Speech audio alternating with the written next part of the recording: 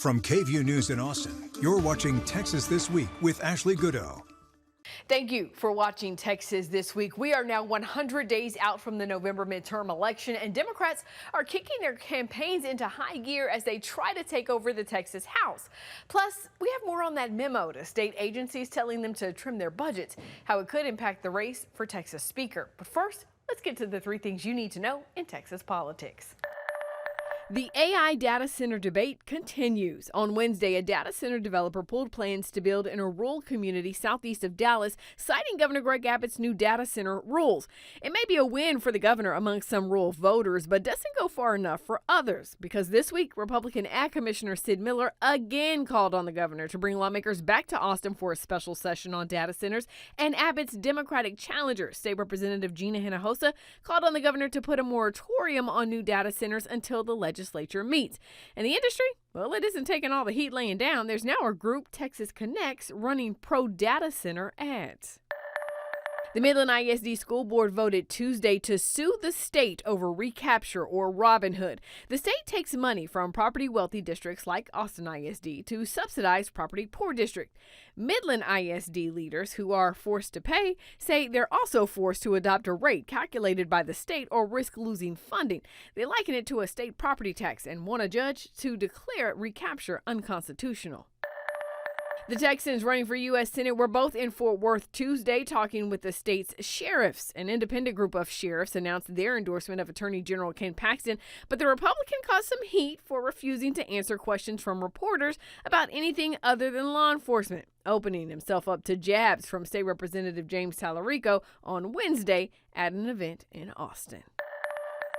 Today marks 100 days until the November election, and for the first time in recent memory, there is a Democrat running for every seat in the Texas House of Representatives. Significant because for years, no Democrat has even bothered to run in some districts.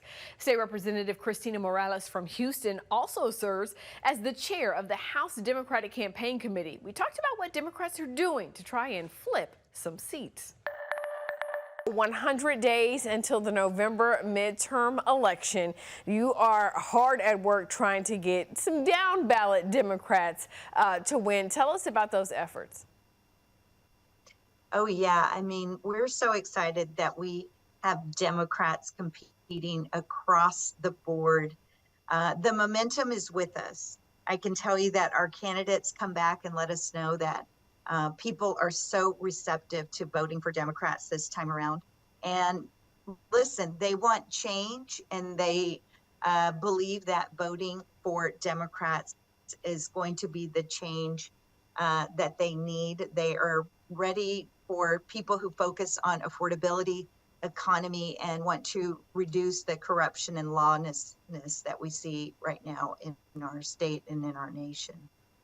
You know, like it or not, money is going to play a big role in winning elections. That's just the reality of how the game is played, right? Talk to us about how things are looking on the fundraising end of stuff for, you know, the effort to try to get more Democrats elected.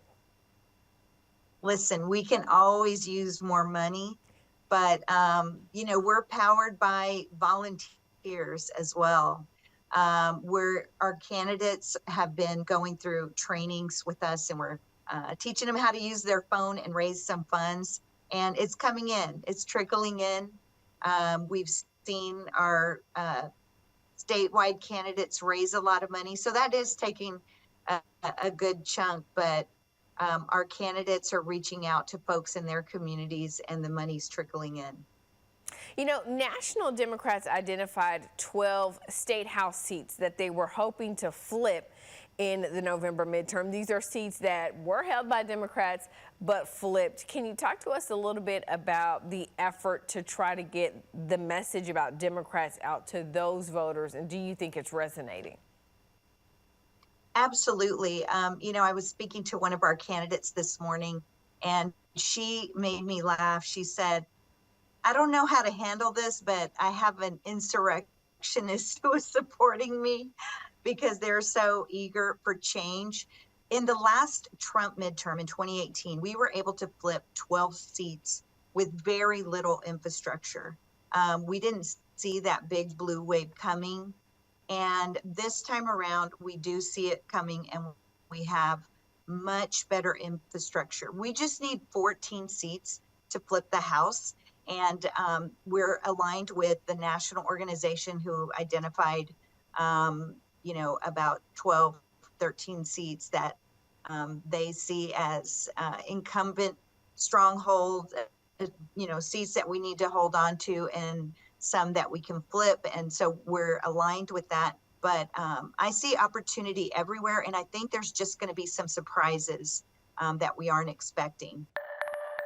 The Speaker of the House, though, all of this puts him in a particularly tricky position. It does. Look, the Speaker has made the decision to govern, I'll just say it this way, as a more partisan Republican than we've seen from past speakers. And what do I mean by that? Well, the Speaker was elected with broad bipartisan support. A lot of Democrats voted for him, right? But over the course of the last legislative session and those special sessions, where those redistricting maps were passed and all of that, the Speaker in a lot of ways ended up punishing a lot of the Democrats who voted for him. And so by my count right now, there are at least 25 to 30 Democrats who will not vote for Speaker Burrows come January. Some of them have already privately told their colleagues that. They're very upset with him. And if you have more Democrats coming in after the election, things might get even trickier for him, because we're talking about a potentially tough budget situation. The reason that speakers in the past have governed in more bipartisan fashion is that these big budget decisions, including spending money from the rainy day fund or some constitutional amendments they might have to do, those require a 2/3 vote of the House, which means you've got to get a lot of Democrats to support Republican stuff, right? And if there are more Democrats in the House, that'll get harder. So think about it right now. If they want to pass a constitutional amendment now or spend money from the rainy day fund, finding 10 to 12 Democrats to go along with Republican stuff, that's not that hard. They can threaten people and promise people things, and they can get that dozen votes or so among Democrats. But think of this, even if there are just 6 or 7 gains in the Texas House by Democrats, that would mean that more like 20 Democrats would have to be found to go along with Republican stuff. That's going to be especially hard if you have a speaker who has been governing as if he's only a speaker for the Republicans and not a bipartisan speaker. Yeah, obviously those warrants that he signed telling members they had to stay, you have the escorts, it's all coming back. He put the Democrats under police surveillance like they were juvenile delinquents when they came back from their quorum break, and believe me, they remember that. Right, absolutely they do. When you are looking at all of this shaking out, you mentioned that rainy day fund. This is something that State Representative Gina Hinojosa, who is the Democrat running for governor, she wants to see some money come out of that fund. The rainy day fund is getting very plush at this point. Yeah, it's got $30 billion in it or so. That's what I would expect it to have come January. I think it's around 27, 28 billion now, something like that, fed by oil and gas tax receipts. And she wants to give everybody a $1,500 check, right? And that I see where some Republicans say, well, that's crazy.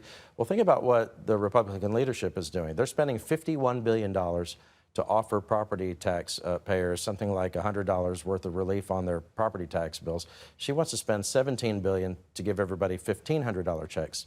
So people can pick which one of those they like better.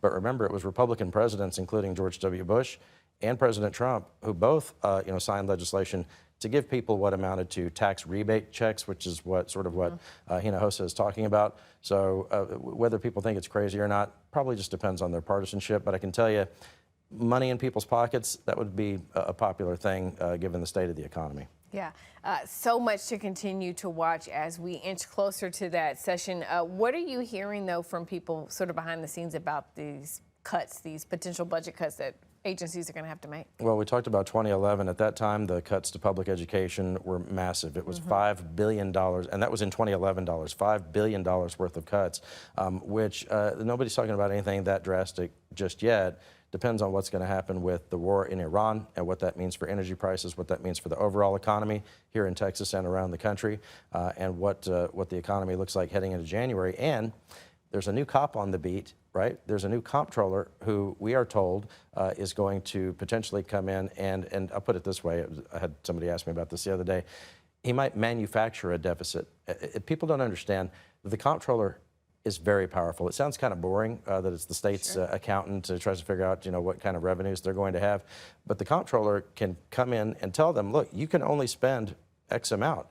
And you know that the comptroller who's potentially going to win here, Don Huffines, is somebody who says he wants to Doge Texas, cut government spending, the actual power he would have to try to exert that over the legislature would be to tell them, hey, you don't have all this money that you thought you were going to have. You're going to have to make cuts. And here's the other thing. He can revise that estimate too. He can revise it down or up, depending on whether he thinks they're doing a good job.